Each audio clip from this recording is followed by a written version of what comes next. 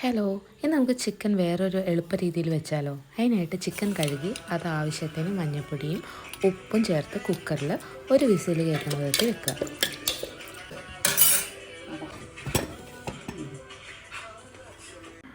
ഇനി ഇതിലേക്കായി വേണ്ടത് 15 ചെറിയുള്ളിയും 4-5 വെളുത്തുള്ളിയും പിന്നെ ഒരു ചെറിയ കഷ്ണം ഇഞ്ചിയാണ്.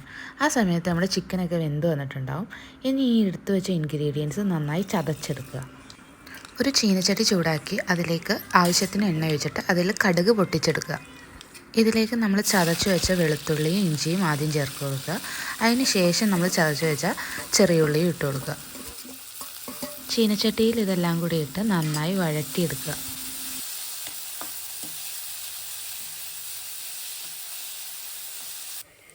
ഇനി ഇതിലേക്കായിട്ട് ചേർക്കേണ്ടത് 1/4 ടീസ്പൂൺ മഞ്ഞൾപ്പൊടിയാണ്. കുറച്ച് വേപ്പിലയും കൂടി ചേർത്ത് കൊടുക്കുക. എന്നിട്ട് ഇതൊന്നുകൂടി ഇളക്കിയെടുക്കുക. കൂടുതൽ മസാലയൊന്നും ചേർക്കുന്നില്ല നമ്മൾ ഈ ചിക്കൻ കറിയിൽ. ചെറുതായിട്ടൊരു പ്ലെയിൻ ആയിട്ടുള്ള ചിക്കൻ കറിയാണിത്. ഇനി നമുക്ക് ചേർത്ത് കൊടുക്കേണ്ടത് 2 ടേബിൾ സ്പൂൺ ചതച്ച മുളകാണ്. നിങ്ങളുടെ എരിവിനനുസരിച്ച് അളവ് മാറ്റാവുന്നതാണ്. ഇനി ഇതൊന്ന് മൂക്കുന്നവരെ നന്നായി ഇളക്കി കൊടുക്കുക.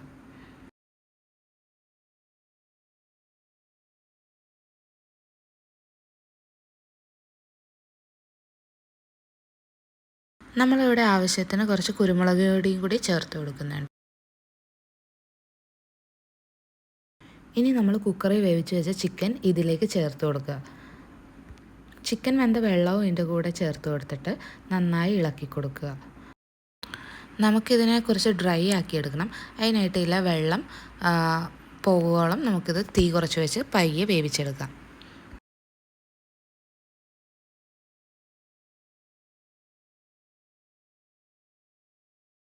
ഇതിൽ വെള്ളമൊക്കെ വറ്റി ഇതേപോലത്തെ ഒരു ടെക്സ്ചർ ആകുമ്പോൾ നമുക്കിത് ഓഫ് ചെയ്തെടുക്കാം. പിന്നെ ആവശ്യത്തിനനുസരിച്ച് വിളമ്പിയെടുക്കാം. അപ്പോൾ എല്ലാവരും ഒന്ന് ട്രൈ ചെയ്ത് നോക്കൂ.